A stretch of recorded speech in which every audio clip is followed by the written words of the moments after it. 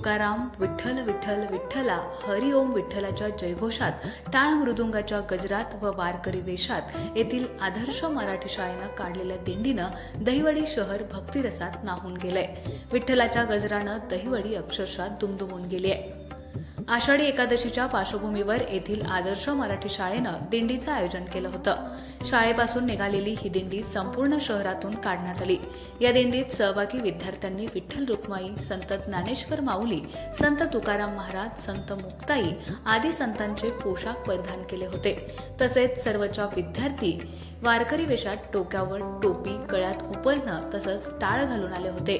विद्यार्थिनींनी तुळशी, कलश डोक्यावर घेतले होते। काहींनी मृदुंग आणले होते। हे सर्व विद्यार्थी विठ्ठल नामाच्या जयघोषात रममान झाले होते। त्यांच्या चेहऱ्यावर विलोभनीय आनंद विलसत होता। या सर्व विद्यार्थ्यांना पाहून नागरिक भक्तिमय वातावरणात हरवून गेले होते।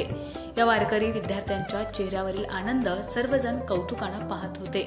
तसेच विविध पोशाखातील विद्यार्थ्यांसोबत आवर्जून फोटो काढत होते। या दिंडीची सांगता सहाय्यक पोलीस निरीक्षक अक्षय सोनवणे यांच्या उपस्थितीत झाली। अक्षय सोनवणे यांनी शाळेच्या या उपक्रमाचं कौतुक करून मुख्याध्यापक लालासाहेब दडस तसेच सर्व शिक्षक वृंदांचं तसेच स्वतः इतकी शक्ती हमे देण दाता हे गीत सुमधुर आवाजात सादर करून सर्वांची मनं जिंकली। अवनी जोशी व वेद कदम या विद्यार्थ्यांनी सादर केलेल्या अभंगानं उपस्थितांची मनं जिंकली। एकूणच या अतिशय नयनरम्य अशा दिंडीची दहिवडी शहरात चांगली चर्चा होती।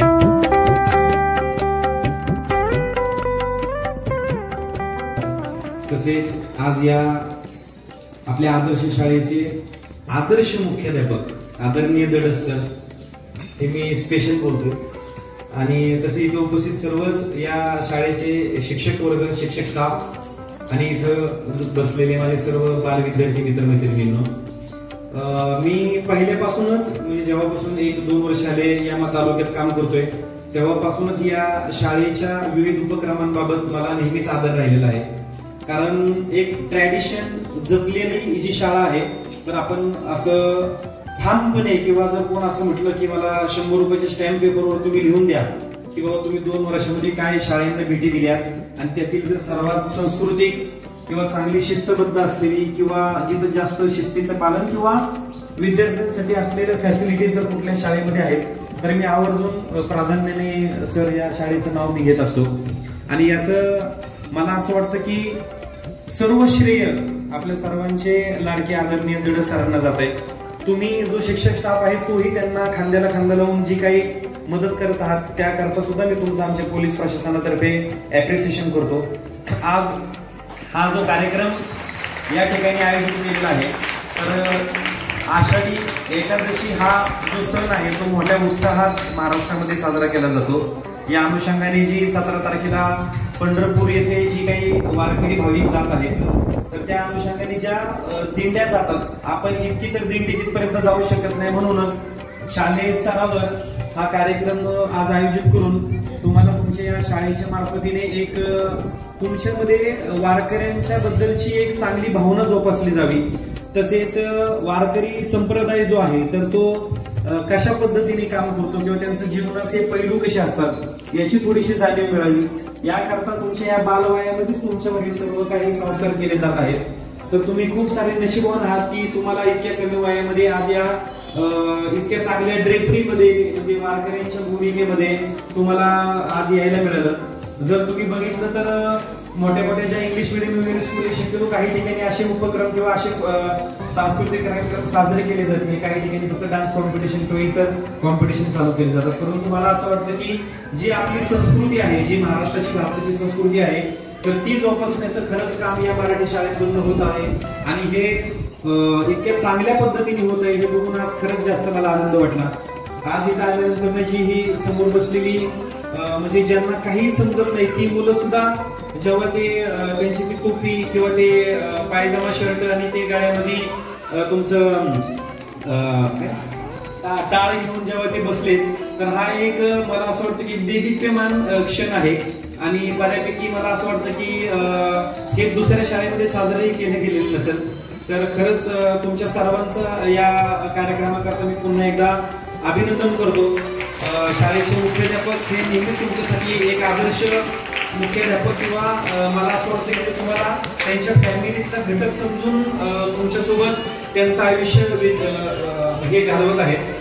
कारण हा हॉल बांधणं असेल किंवा तुमच्या सांस्कृतिक कार्यक्रमाला जे मी 2 वर्ष येतोय तर त्यावेळेस इथं जे काही तुमच्यासाठी त्यांनी केलेली साऊंड सिस्टीम असेल किंवा जे काही कार्यक्रमाचं आयोजन असेल तर दुसऱ्या ठिकाणी इतक्या फॉर्मॅलिटीज कधीच कोण पूर्ण करत नाही हे आम्ही स्वतः डोळ्यांनी बघितलेलं आहे. त्यामुळे सर तुमचं खरंच अभिनंदन. तुमच्यासाठी जितकं कौतुक कराल तितकं कमीच आहे, परंतु तरी देखील पुन्हा एकदा तुम्ही याही व्यतिरिक्त मुलांसाठी अशाच चांगल्या कार्यक्रमाचं आयोजन करावं यासाठी मी तुम्हाला विनंती करतो आणि या शुभेच्छाही देतो. तसेच इथं मला बोलवलं तसेच या कार्यक्रमाचा एक भाग म्हणून मला बोलण्याची संधी दिली त्याकरताही तुमचे मी मनापासून आभार मानतो. आणि उपस्थित इथं सर्व आदरणीय व्यासपीठ हे देखील या ठिकाणी आवर्जून वेळात वेळ काढून उपस्थित राहिले त्यांचेही मी धन्यवाद देतो आणि थांबतो. Thank you so much.